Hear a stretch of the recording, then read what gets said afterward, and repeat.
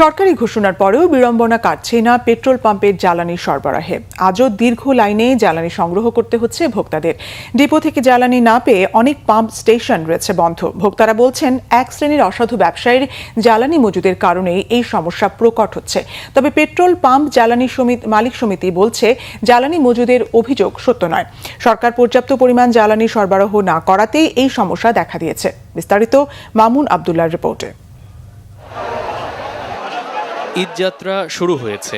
দেশের বিভিন্ন স্থান থেকে ঘরমুখো লাখো মানুষকে নিয়ে ছুটছে বিভিন্ন ধরনের হাজারো যানবাহন।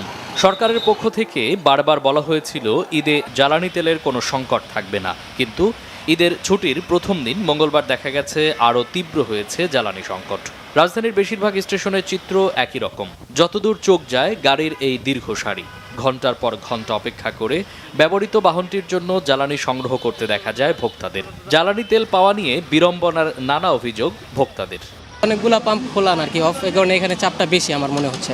আমরা কিন্তু নিউজে দেখতেছি তেল পর্যাপ্ত আছে, কিন্তু আমরা এই যে পাম্পগুলোতে আসলে আমরা তেল ঠিকঠাক মতো পাচ্ছি না। তেল নাই, তো তেল যদি থাকে তাহলে পাম্প কেন বন্ধ থাকে? ওর তেলের মধ্যে কেরোসিন দেখতে পাচ্ছি পাম্পটা খুলে। তারপরে আমি ওখানে তেল নেই নাই, আবার আমি এখানে এসে সিরিয়ালে দৌড়ছি। আজকে প্রায় 40 মিনিট হইল আমি সিরিয়ালে আছি। আমরা ট্যাঙ্কি ফুল চাচ্ছি, কিন্তু ট্যাঙ্কি ফুল দিচ্ছে না। 200-300 টাকা করে নিচ্ছে, এটা আমাদের বিড়ম্বনা হচ্ছে, কষ্ট হচ্ছে যাত্রী। সিন্ডিকেটের কারণে এই ক্রাইসিসটা তৈরি হয়েছে। সিরিয়ালে আছি, এখন পর্যন্ত তেল পাই নাই, এখন পর্যন্ত তেল আসে নাই। কিছু কিছু স্টেশনের চিত্র ভিন্ন। একেবারেই জ্বালানি না পেয়ে এভাবেই শুয়ে বসে সময় পার করছেন পাম্প স্টেশনের কর্মীরা। বলছেন, পাওয়া যাচ্ছে না প্রয়োজনীয় ডিজেল বা অকটেন। বসে আছে, তেল নাই, তেল আসবে তারপর আবার স্টার্ট করবো। আমাদের যে ডিপো আছে এখান থেকে তেলই দেয় না, তেল তাও যদি দেয় 9,000, সর্বোচ্চ গেলে 13,000 লিটার। তাও আমাদের লিমিট আছে, লিমিটের ভিতরে দিতে হয়। তাও তেল সর্বোচ্চ রাত 12টা পর্যন্ত যায়।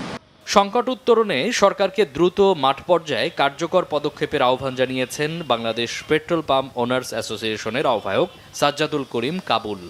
সরকার তার পূর্ণ একেবারেই ওপেন করে তার হাতে একেবারে তেল শূন্য করতে চাচ্ছেন না। এটা মনে হয় কোনো পাম্প যদি বলে না আমার কাছে তেল নাই, তারা ওই ট্যাঙ্কের ভিতরে যে গ্যাস দিয়ে মাপার ব্যবস্থা আছে সেখানে যেও চেক করতে চলে যাচ্ছে।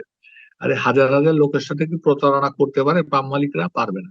যদি সরকারের কাছে সাফিসিয়েন্ট স্টক থেকেই থাকে, যেটা ওনারা বলতেছেন, এটা প্যানিক বাইং হবে না। এটা হবে কি, আপনি যেভাবে প্রতিনিয়ত তেল ওই পেমেন্ট নিয়ে ডিপোতে যাবে, প্রত্যেক পাম্পকে এক এক গাড়ি করে ফুল তেল দিয়ে দেখ, তাহলে ওই তার ভিতরেও একটা আস্থা অর্জন হবে এবং সে সব পাম্পে তেল দিতে পারবে।